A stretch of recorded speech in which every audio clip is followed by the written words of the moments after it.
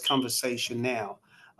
What are some of this, solid minerals that basically right now at the forefront of trade opportunities out of Nigeria?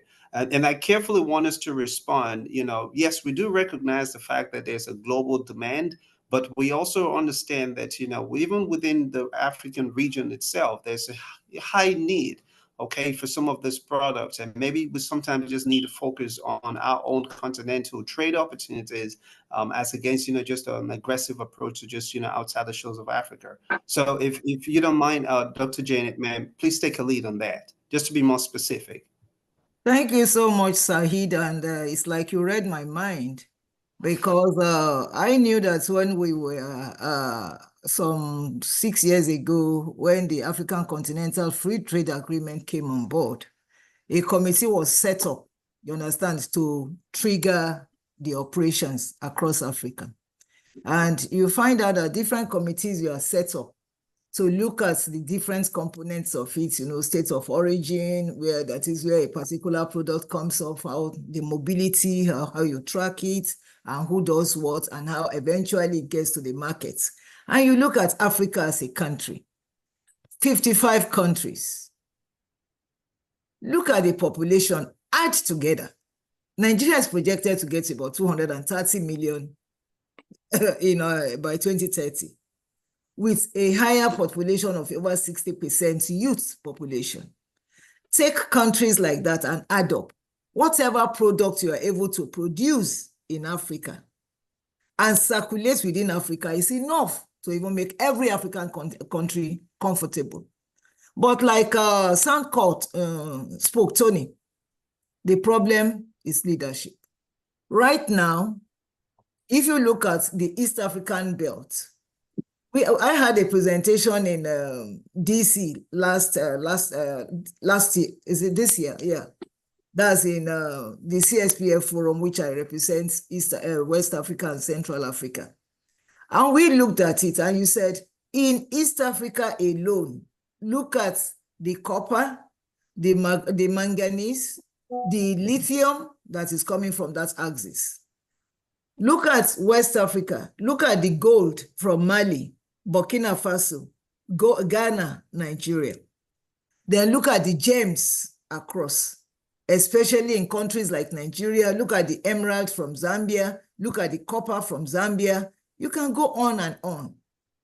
You understand? So we have what it takes. What we lack technology. We don't have the technology.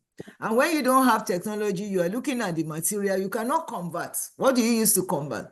The energy penetration, as we talk in Nigeria, in Africa, is still extremely very poor. And then we have the natural energy, that is sunlight. That is, I'm talking about solar. You can use solar, but do we have the technology? Are we working together? So these are the limitations, if we must speak. And you see, I want to speak directly to you because I wear two caps, diaspora and Nigeria, you understand? So the thing is that the truth of it is that we need to focus on what we should focus on. We don't have to run into the mining sector because Nigeria is a one-way traffic. And that's the one that hurts. If you see when gas stations are coming up, everybody is into gas, because we refuse to put on thinking caps. We like imitating.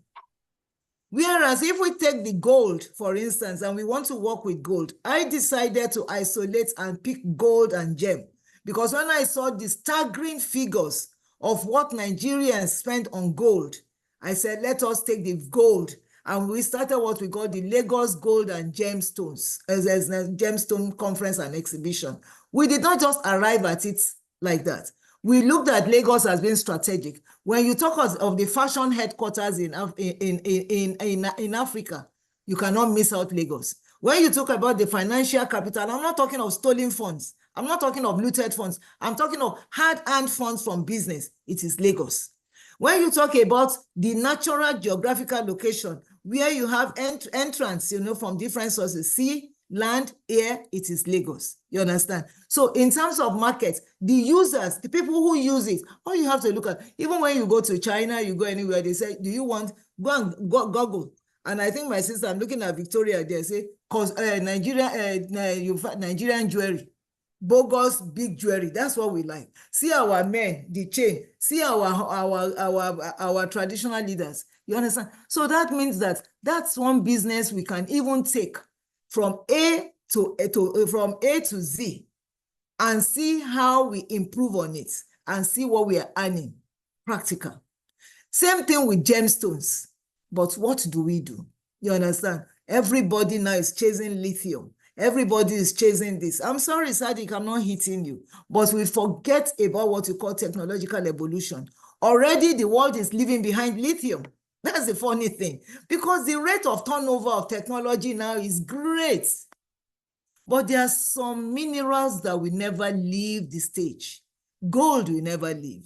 Silver will never leave. Gold, as we've been hearing of gold since before Mansa Musa, you understand? And we still continue to hear the tales around gold. So for me, I believe that those are the things government needs to be strategic about. Be strategic about the kind of minerals we want to use. What is it we can consume, the African consumption? What is it we have the capacity to develop? You understand? And create templates for it. Then the leaders in Africa, I'm happy that Dr. Aleke told us that now they created what they call the African Mineral Strategic Group. But before that, there was what you call the AMDC by African Union, of which I'm actively involved. You understand? The African Union created an agency, AMDC, that by 2063, you understand, will be completely sustainable to drive the sector. But is there cooperation? Let's a Nigeria want to move from here to Zambia. I was locked out despite being invited by African Union from entering Ethiopia. It took a lot of diplomatic intervention, myself and the Egyptian counterpart. Why? Because Ethiopia was fighting Nigeria.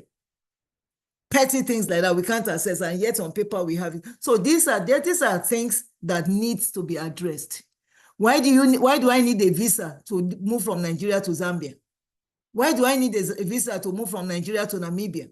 So these are corridors, these are issues we have to look at. Then we have to actually walk along energy corridors. You understand? Maybe because you said 1 hour and I don't want to take people's time. You understand? But I tell you that we need to look at our policy. We look at and then be sincere with ourselves. You understand? In terms of diplomatic relationships. You understand? Where we submerge our ego, identify the minerals, look at our technology, infuse it into our educational curriculum, you understand, such that from the beginning, you understand, we're able to build the needed skills. We are not shipping out our job, shipping out our products, because right now, every lithium you ship out, you are shipping out job, you are shipping out products, you are shipping out everything. If we can attack all these things within the continent, then it will translate to growth. But anything short of that, you understand, we just continue to labor, you know, saying we are the largest this, we are the largest that, we have this, we have that, but it will not translate to growth. Thank you. Let me pause here for a while. Thank you, ma'am. I know, leaving you can take the whole hour, but again, these are actually practicable, feedbacks and also real-time update because of, again, your active engagement. So we do appreciate, those insight. Having said, again, this is a NAPAC CDI monthly webinar series. Today we're focused on the mining sector, and we've been enjoying, feedback and contribution from our guest speakers. I do encourage you to visit our website for you to know more about us. We're actively building our database of diaspora professionals who we want to basically be able to match to projects in Nigeria and also engage in projects, and also engage, in projects from Nigeria while still in their various host countries. Because we do believe that, to address the issues of Nigeria, no country is immune of political instability. No country is immune of,